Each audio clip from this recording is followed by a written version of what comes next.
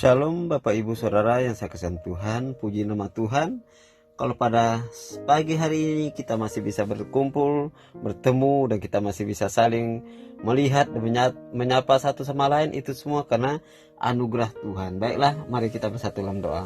Segala pujian, hormat, kemuliaan bagi namamu Tuhan, buat anugerah dan kebesaran yang Tuhan berikan.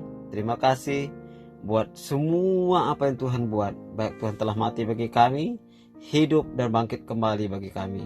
Baik Tuhan telah memberikan kesehatan, kekuatan kepada kami. Baik Tuhan juga telah memberikan napas kehidupan, dan kami masih bisa melakukan segala sesuatu, itu semua karena kebaikan Tuhan. Bapa, pada saat ini sebentar lagi kami akan mendengarkan sabda kebenaran firman Tuhan. Tuhan berikan pemahaman kepada kami, dan Tuhan buat itu bertumbuh dan berbuah dalam diri kami, sehingga kami semakin hari kami semakin melihat Tuhan yang ajaib dan dahsyat. Hanya di dalam nama Tuhan Yesus kami telah berdoa dan mengucap syukur, haleluya, amin. Bapak Ibu Saudara yang saya kasihi Tuhan, pada hari ini kita akan belajar dari dalam Galatia pasal yang kelima ayat yang pertama. Berbunyi demikian, supaya kita sungguh-sungguh merdeka, Kristus telah memerdekakan kita. Karena itu berdirilah teguh dan janganlah mau dikenakan kuk perhambaan. Bapak Ibu Saudara yang saya kasihi Tuhan, beberapa hari yang lalu atau minggu lalu kita pernah memperingati yaitu kematian Tuhan Yesus dan kebangkitannya. Kenapa Tuhan harus mati? Supaya kita merdeka dari dosa. Dan kenapa Yesus harus hidup dan bangkit kembali? Supaya kita juga merdeka di dalam pengharapan bersama dengan Tuhan. Kenapa? Karena Tuhan bangkit untuk menyediakan tempat tinggal bagi kita sehingga dia naik ke surga. Itu menunjukkan bahwa di dalam kehidupan kita setelah kita mati, maka kita akan mendapatkan kemerdekaan. Dan di dalam dunia pun Tuhan sudah memberikan kita kemerdekaan, yaitu kita sudah dibebaskan Tuhan dari kutuk dosa. Tuhan telah menyelamatkan kita dari dosa. Itulah akibatnya, dan itulah yang harus kita terima, yang harus kita tanamkan dalam diri kita, bahwa saya bukan lagi hamba dosa, tetapi saya adalah hamba kebenaran. Artinya hamba kebenaran adalah kita, orang-orang yang sudah dimerdekakan Kristus, atau orang-orang yang sudah dimerdekakan oleh Yesus Kristus. Bapak Ibu Saudara, orang yang merdeka adalah orang yang penuh dengan sukacita. Orang yang merdeka adalah orang yang penuh dengan semangat. Orang yang merdeka adalah orang yang bebas untuk melakukan segala sesuatu dalam hidupnya. Artinya kita bebas untuk meminta segala sesuatu kepada Tuhan. Kita bebas untuk berkomunikasi dengan Tuhan. Kita bebas untuk memuji dan menyembah Tuhan. Artinya kita merdeka di dalam diri kita. Pribadi kita harus sungguh-sungguh kita merdekakan. Sehingga kita benar-benar hidup merdeka seperti apa yang telah Tuhan buat. Karena Tuhan telah mati bagi saya dan saudara supaya kita merdeka dari dosa, supaya kita tidak lagi terkutuk, supaya kita tidak lagi dihantui oleh dosa-dosa perhambaan. Kita tidak lagi dihantui oleh kutuk-kutuk dosa, tetapi Yesus telah mengatakan supaya kita hidup merdeka.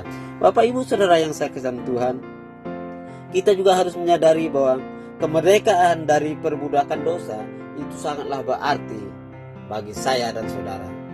Ingat, saya dan saudara sudah dimerdekakan Tuhan Yesus dari perbudakan dosa. Dari mana kita tahu? Kita tahu bahwa Yesus telah mati di kayu salib untuk saya dan saudara. Itu untuk membebaskan kita dari kutuk dosa.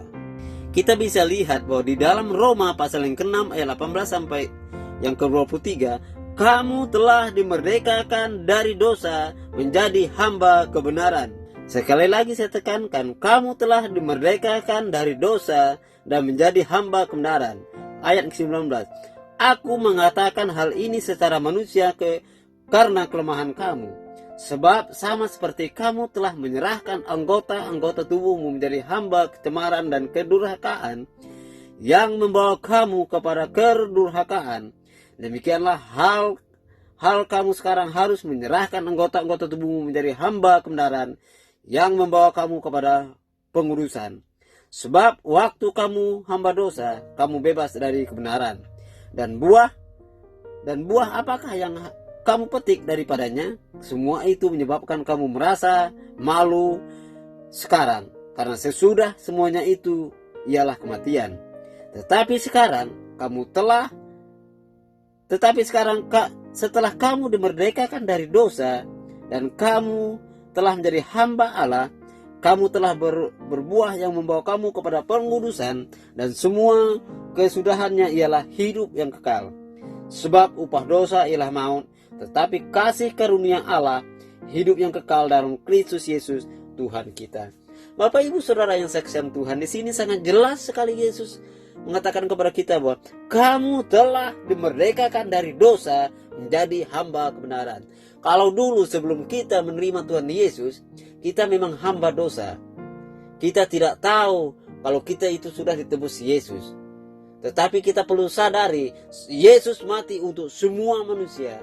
Tetapi tidak semua orang tahu bahwa semua manusia itu sudah ditebus dan dimerdekakan Tuhan. Hanya orang-orang yang percaya kepada Tuhan Yesus, yang tahu dan menyadari bahwa mereka sudah dimerdekakan, adalah saya dan saudara. Oleh karena itu, perlu kita ingat dan kita tekankan kepada diri kita, pribadi kita, di dalam kehidupan kita sehari-hari. Saya orang yang merdeka. Saya orang yang merdeka. Saya orang yang sudah ditebus oleh Tuhan Yesus. Saya orang yang sudah dimenangkan oleh Tuhan Yesus dari dosa-dosa. Artinya tidak ada lagi kutuk dari nenek moyang kita yang sanggup mencekam diri kita, yang sanggup mengikat kita. Kenapa? Karena Yesus telah membebaskan kita dan telah mengambil kutuk dosa itu di atas kayu salib bersama dengan kematiannya. Oleh karena itu, mulai pada saat ini katakan, aku merdeka di dalam Tuhan. Dan yang selanjutnya, selain itu, melalui kematian Kristus di kayu salib, orang Kristen tidak hanya dibebaskan dari perbudakan dosa, tetapi juga dibebaskan dari berbagai perbudakan lainnya, yaitu yang pertama, perbudakan hukum Taurat sebagai suatu sistem keselamatan yang membangkitkan dosa dan memberi kekuatan kepadanya. Itu kita bisa lihat di dalam Roma 7 ayat 5 sampai 13 dan selanjutnya. Nanti Bapak Ibu bisa baca itu di rumah. Dan yang selanjutnya, kedua, perbudakan iblis dan kuasa kegelapan yang jahat. Artinya kegelapan dan kuasa-kuasa yang jahat tidak lagi berkuasa dalam diri kita. Kenapa? Karena kita sudah dimerdekakan oleh Tuhan Yesus. Bapak Ibu, yang selanjutnya, yang kedua, kemerdekaan untuk hidup sebagai anak Allah dan melalui perbuatan yang baik. Kita yang sudah dimerdekakan Tuhan diberikan modal untuk berbuat baik. Saya selalu katakan dan saya sering tekankan bahwa di dalam diri kita sudah ditanamkan sesuatu yang baik. Sehingga itulah yang seharusnya kita tumbuhkan. Tetapi kenapa kita sering menumbuhkan hal-hal yang jahat? Kenapa kita sering menumbuhkan kekhawatiran? Kenapa kita lebih sering menumbuhkan kecemasan? Kenapa kita lebih sering menumbuhkan kebimbangan? Padahal Tuhan sudah katakan, janganlah khawatir akan hari esok. Kenapa? Karena kita mengandalkan diri kita. Kita belum merdeka di dalam Yesus kalau kita masih mengandalkan kekuatan kita. Bapak Ibu Saudara yang saya kasih dalam Tuhan, untuk menerima anugerah kemerdekaan itulah makanya manusia harus datang kepada Yesus Kristus dan percaya kepadanya. Mari kita buka di dalam 1 Korintus pasal 7 ayat 22. 1 Korintus pasal 7 ayat 22 berbunyi demikian. Sebab seorang hamba yang dipanggil oleh Tuhan dalam pelayanannya adalah orang bebas, milik Tuhan. Demikian pula orang bebas yang dipanggil Kristus adalah hambanya. Kita yang sudah diangkatkan Tuhan dari dosa adalah orang yang bebas. Arti bebas, kita berhak untuk memuji Tuhan. Dan di dalam diri kita seharusnya kita gali komitmen dan potensi kita untuk selalu memuji, meninggikan, dan memuliakan nama Tuhan. Bapak Ibu Saudara yang saya kasihan Tuhan, marilah kita ambil kesempatan ini untuk hidup merdeka sungguh-sungguh di dalam Tuhan. Dan di sini ada banyak ayat-ayat yang bisa kita lihat bahwa kemudian secara sukarela menyerahkan dirinya menjadi hamba Allah. Artinya kita sukarela untuk datang kepada Tuhan. Kenapa? Karena Tuhan tidak memaksa kita untuk percaya kepada Dia. Tuhan juga tidak memaksa kita untuk merdeka. Yang jelas yang harus kita tahu bahwa kita sudah dimerdekakan Tuhan. seperti bangsa Indonesia tidak dipaksa untuk merdeka, tetapi kita yang mengakui bahwa kita merdeka, sehingga ketika kita mengatakan diri kita merdeka dan penjajah mendengar dan mereka meninggalkan bangsa Indonesia, yang mendeklarasikan kemerdekaan itu adalah diri kita, bukan orang lain. Kita harus mengatakan aku merdeka di dalam Tuhan, sehingga ketakutan, kebimbangan, keraguan dan sebagainya akan lama-lama akan terkikis dan tersingkir dari hidup kita. Sehingga hidup kita hari demi hari kita akan selalu percaya bahwa Yesus itulah satu-satunya penolong di dalam hidup kita. Bapak Ibu, sekali lagi saya tekankan kepada kita bahwa ketika kita merdeka, kita akan melakukan hal-hal yang baik, hal-hal yang menyenangkan, hal-hal yang membuahkan hasil.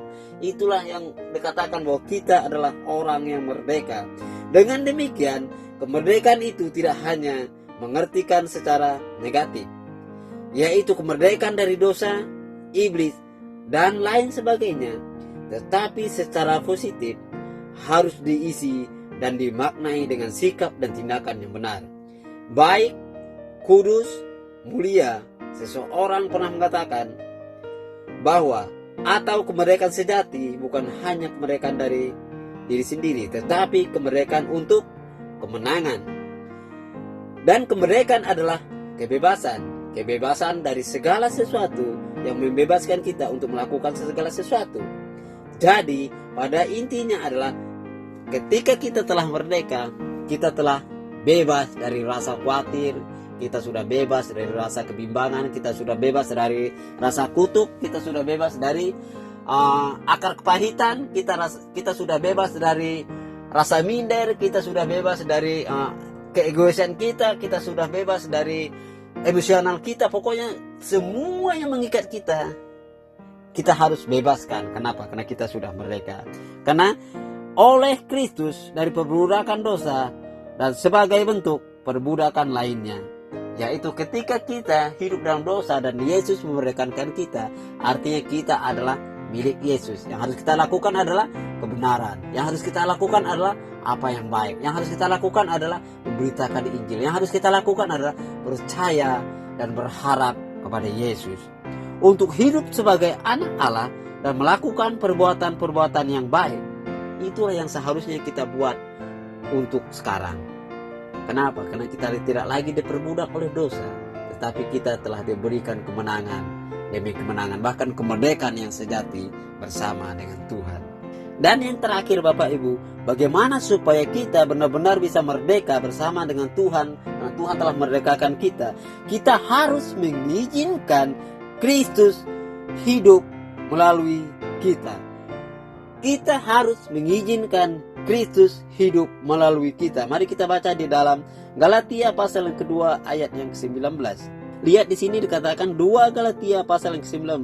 Sebab aku telah mati oleh hukum Taurat untuk hukum Taurat, supaya aku hidup untuk Allah. Aku telah disalibkan dengan Kristus. Artinya ketika kita telah disalibkan bersama dengan Kristus, maka hidup kita bukan lagi milik kita, tetapi hidup kita adalah milik Tuhan Yesus. Artinya kita harus menggantungkan hidup kita harus menyerahkan hidup kita, dan kita harus katakan apa yang mau kita buat itu selalu kita katakan kepada Yesus, selalu kita laporkan kepada Yesus. Kenapa? Karena milik hidup kita adalah milik Yesus. Bayangkan seperti kita bekerja di tempat orang lain, kita harus melapor. Kita sudah datang, kita mau pulang, kita mau lakukan ini dan itu, kita harus bilang. Demikian juga halnya sekarang hidup kita. Karena hidup kita adalah milik Kristus. Kita harus laporkan kepada Tuhan. Tuhan, aku mau buat ini. Tuhan, aku mau kerjakan ini. Tuhan, aku mau yang satu ini. Tuhan, buat hidupku tetap mengandalkan Engkau di dalam kehidupan sehari-hari sampai Yesus yang datang kedua kali. Dan yang terakhir, ketika kita ingin hidup merdeka, sungguh-sungguh merdeka, hidup di dalam kekuatan kasih karunia Allah. Artinya kita telah diberikan Tuhan anugerah kebenaran.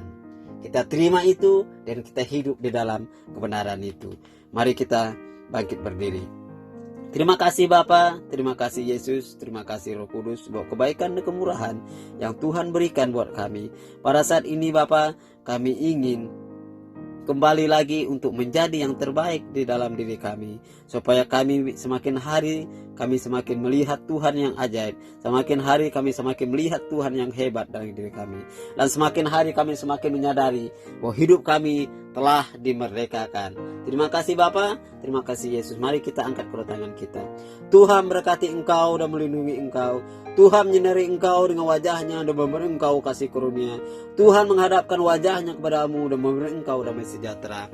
Pulanglah sidang jemaat dengan berkat Abraham, Ishak dan Yakub. Berkat kedamaian ketenangan akan selalu mengikuti kita, mulai pada saat ini sampai Yesus datang yang kedua kali. Tuhan Yesus memberkati. Amin.